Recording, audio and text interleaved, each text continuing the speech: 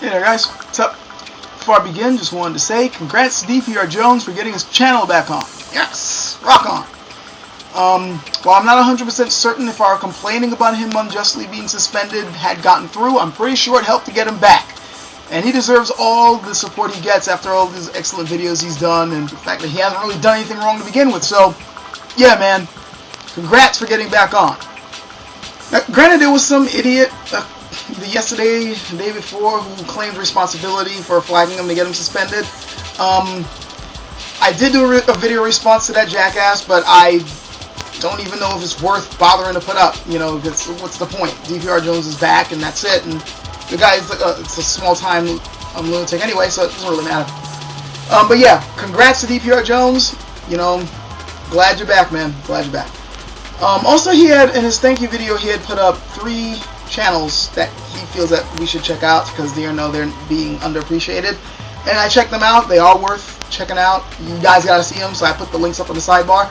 Though my favorite of those 3 he put up right now has to be Tenorol. That guy makes some great freaking videos. I like his style. He seems to be like this distinguished British gentleman. That's how he seems to come across to me. And I'm guessing there's a reason why, because he was a schoolmaster for a time, and I just like the wit that he presents in his videos and just his presentations. Very well thought out, very well discussed. It's worth checking. You gotta check this dude out. And in fact, he put out a video recently that I want to respond to, so I'm not gonna get into it now. But so yeah, let me get on to what I was doing this video for. Change. You know, change. You got change. I'm just kidding. Change. It seems it's becoming more and more apparent with movements and, you know, as with society advancing the way it is. And I'm not just talking about technologically, but, you know, society-wise. You know, the ways we treat each other, civilization itself, as it continues along, and as we continue to evolve the ways that we deal with each other, you find that there's a lot of resistance to it. A whole lot of resistance to change. Anytime it's like the ending of a certain era or a change in, you know, an age, and we're moving into another one, there's going to be a lot of resistance. And, I mean, granted, it's natural when you think about it, because human beings generally don't like change much. We don't like being taken out of our comfort zones. I guess it's just the way we're wired. We don't, when we're comfortable with something, when we like something, and then suddenly we hear that something's got to upset that order, even if it's something minuscule, we really don't like it. We don't want to hear it. Like, okay, when they decided to come up with New Coke several years back, people didn't like it. They liked it the old way. What the hell are you doing changing it to this? I don't care about the flavor. I like the old flavor. The old flavor was better. You know? Or here's a dumb example. When Jedi Knight Outcast came out, I was a heavy fan of that game. I used to play it like crazy, both single player and online. And then they started making tweaks with each patch, and with each patch there was a new change with the way damage was being dealt with both lightsabers and guns. Especially the guns, they got nerfed all to hell. It soon got to the point where there was no point in even bothering to use any gun type weapons in multiplayer. And I didn't like that. Even though I was mostly a lightsaber user, I still liked the carnage of having projectiles flying around all the time. I was like, what the hell is this? You know, we generally don't like change. It's to be expected. But I think that sometimes we need to learn to get out of our comfort zones, and we need to understand when a change is actually a good thing. Particularly when it comes to civilization and society. Now, for the most part, not always, but for the most part, generally, when we look at human civilization, we tend to improve. Granted, there's some new BS that comes down the line to, you know, oppress people and all that, but by and large, as we look at the way we used to live and the way we're looking at how we treat each other now, it's a little bit better. I mean, for instance, women are more or less, well, okay, certain parts of the world they are treated like property, but it's becoming to be more and more taboo to consider a woman as property instead of as a human being. You know, the same thing with different races, cultures. You know, we're finding ways of trying to treat other people humanely. We still got a ways to go, but you know, so we're slowly improving. But what I find interesting is that even in this day and time, there are groups of people who don't like that. They'd rather keep oppression going. They don't want the change. One of these groups we can think of is NOM, N-O-M, that National Organization for Marriage. I'm sure you guys have heard of them. They're notorious for their really offensive and bigoted videos where they're trying to keep their oppressive views as part of the way this country runs. And recently they've come up with another rather disgusting manipulative video using children to try to push their propaganda, which of course is rightfully being, I can't think of the right word for some idiotic reason. It's rightfully, being called out for the offensive piece of material it is. What is just interesting to me, however, is that in that video, the one that they're using the kids on, and I'm sure you can easily find it on YouTube, they come out and state that they're not really about the betterment of society and of humanity. They really don't care much about the evolution of civilization. They just would rather keep the offensive old way and the oppressive ways. They come out and say it.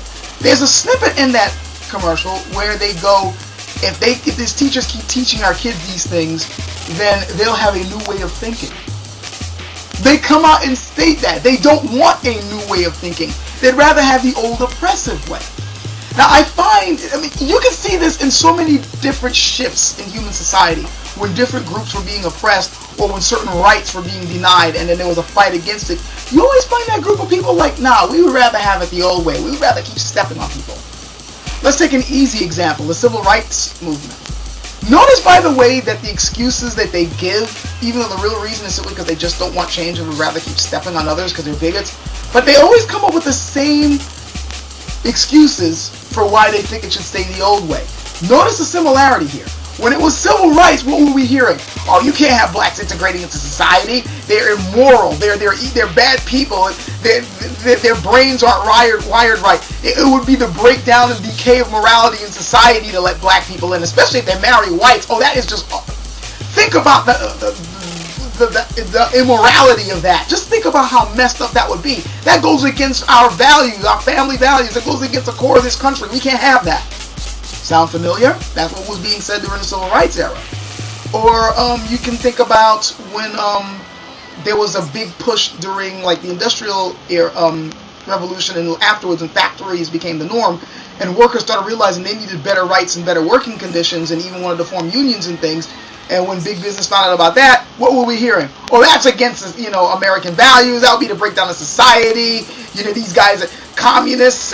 We can't have stuff like that. Workers trying to fight for rights. Unions are un-American. What kind of BS like that? We can't have that. This new way of thinking. It's the same cheap-ass excuses.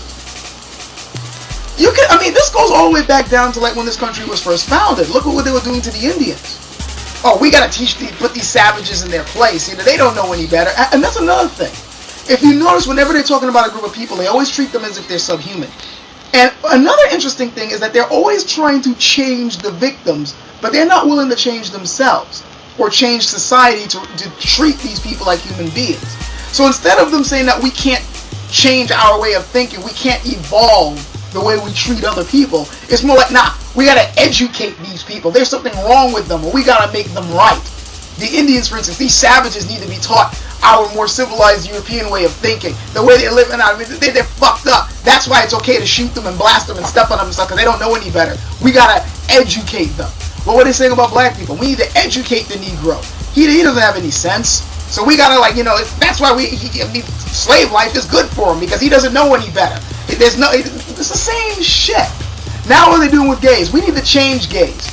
This whole thing about them being born that way, nah, it's a freaking choice. And we gotta teach them the right way. We can't allow them to marry with each other. It's the same shit. Now, I find it interesting that generally whenever there's a fight against a shift in society, there's usually some type of benefit for the people fighting against the change to want to keep things the old way. And I can't really think of a logical, like with big business, for instance, it makes perfect sense that they would fight against workers' rights, because it's cutting into their profits. But, and of course, fights against the state, the state has obvious reasons for making people fight against people who want to, cut down on the abuses of government. But with this bigotry stuff, the only benefit I can see is just a psychological thing, staying in their comfort zone. I also find it interesting that a group that calls themselves the National Organization for Marriage isn't really putting forth any real agenda to actually elevate marriage. In none of these commercials have I heard them mention anything about the rising divorce rates in this country, or about how marriage is actually being belittled by shows like Who Wants to Marry a Millionaire and The Bachelor or The Bachelorette, things that actually do demean marriage. Or what about the fact that without spending any money or going to any actual educational organization, I can fill out a form online and be considered a reverend and I can marry anybody I wish? I'm not kidding. Steel Hamster recently put out a video about that, and my wife recently did the thing and she's considered a reverend now. Notice these organizations aren't talking about that, because it's not about morality. It's about change. And they don't want change.